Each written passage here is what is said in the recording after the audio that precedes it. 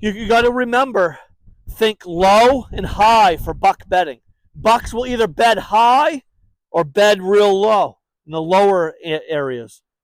Think high or low for mature buck bedding. That inner edge or inner transition zone that you find that has real thick back wall cover, and it's a nice little funnel going through the woods, a strip of thick cover, like thick alders and thick hemlock pine, conifer trees, or if it's like a real thick area, that's in a sense a funnel, a hidden funnel within the woods, and that has an interior edge transition zone. And a lot of times an area like that's buttoned up to like swampland or wetland or lowland. Also great potential bedding cover for mature bucks. One of the land features or geographical features that I'd focus on for my scouting to find mature buck whereabouts would be like lowland areas where there'd be swamp and wetland or streams or river running through, where there'd be alder and conifer and balsam fir thickets and tall, lots of different grass species, creating lots of thick cover, button up to the edges of like river, stream banks, or edges of swamp, button up to the edge of like older, mature timber.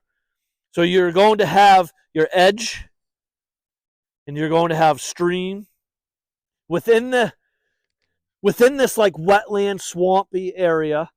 You want to look for like high rises, humps, that it would be dry ground.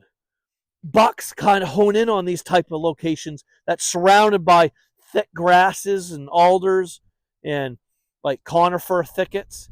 They can lay on these like higher humps within a swampy wetland and stay dry, but also be able to have the upper hand. Also, when looking for mature buck bedding areas, you want to think back wall cover. Bucks are notorious for bedding where they have a back wall to them, so they don't have to worry about predators coming in from behind them or anything coming from behind them. Bucks are notorious for bedding where they have a big tree blowdown behind them as a back wall to kind of give them security cover behind them. Or they may bed where their back is to like a really steep incline or ledge, if you will. So they have the peace of mind of knowing nothing can come in behind them, sneak up behind them. And also, bucks bedding within a swampy wetland area, they're going to bed with their back to a stream or a river and their back to the wide open swamp.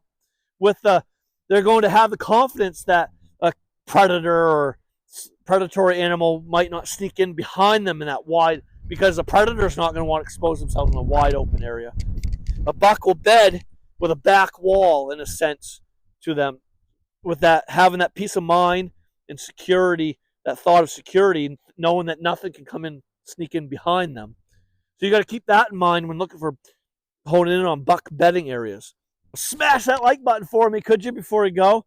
And definitely subscribe to Spikes and Gills if you're not already. Please click the notification bell so you're notified of all future uploads. So that's number one. Now, number two land feature, geographical feature you'd want to hone in on is look for high ground. Go to higher elevation. And in the higher elevation areas, you got to remember, think low and high for buck bedding. Bucks will either bed high or bed real low in the lower areas. Think high or low for mature buck bedding. So go to the higher elevation areas in your hunting area, the highest area around, whether it be a top of a mountain, just a big hill, or a ridge top. Ridges will come to like points, sometimes form points, where the mouth of the ravine opens up, and you have the two ridges on each side. And those ridges sometimes form points or saddles. Bucks are notorious for bedding on those saddle benches in those points, where they can just quickly escape over to one side or the other. So yeah, you've got to look for these type of geographical features where the land is broken up with ravines on either side and ridges, and that land is forming a point where the ravines come out, open up into the the lowland below where there might be a river running through a stream or a swampy wetland area. So the bucks like to bed on these high points, high areas, so they can easily escape if a predator comes from below. They can run to the woods behind them. If something comes from behind them from the woods, they can scoot down over into the swampy wetland and jump across the stream and be gone and be safe, lickety split, just like that. So look for that type of geographical feature to find buck bedding area.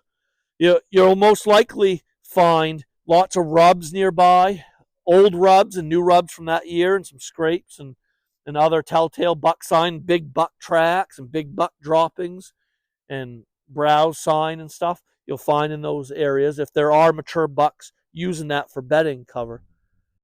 All right, now for a third geographical feature or land feature that you want to focus on for your scouting efforts to determine if there's any mature bucks living in your hunting area or using this particular area. And that would be like old clear cuts or old growth forest within your hunting area where the trees grew real old and blew down from storms and all the trees died away, started toppling over and falling down, creating blowdowns and creating great bedding cover for mature bucks.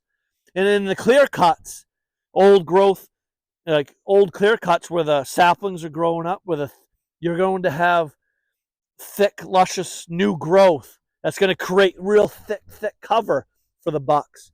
And within these clear cuts, if you find some blowdowns and piles of logs left behind from the logging operation, or you have like some big stumps, or maybe within the clear cut you have like a high rise, like a high point, and with some overhanging blowdowns or saplings or trees that might have blown over that, an area like that is perfect bedding cover for mature buck.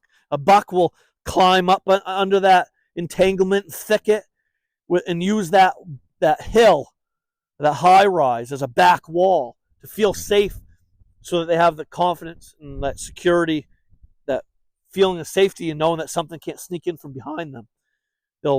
That's a great area to look for telltale signs of bucks bedding there.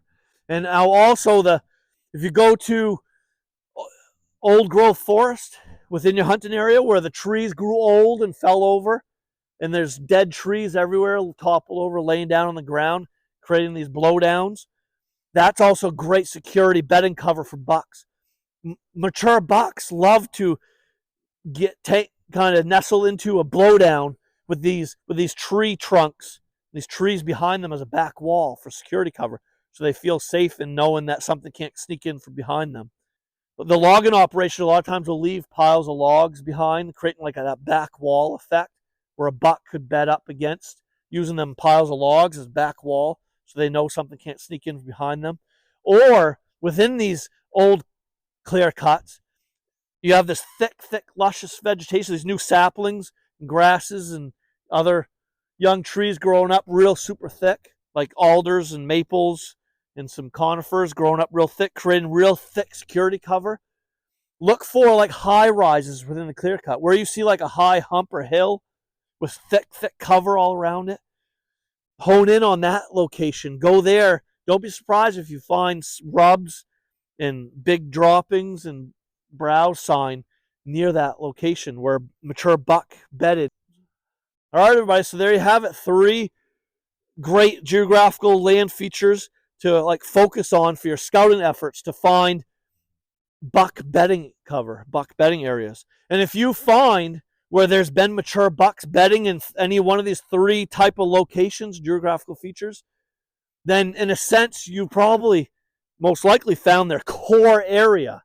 And remember, the core area is where these mature bucks are spending 50% of their time in their overall home range. So if you can find the perfect setup for your tree stand or hunting blind and have an entry and exit point where you're not alarming any deer, so that the deer don't have a clue that you're there, that your tree stand or blind is there, then you're most likely going to have a successful hunt and tagging a mature buck.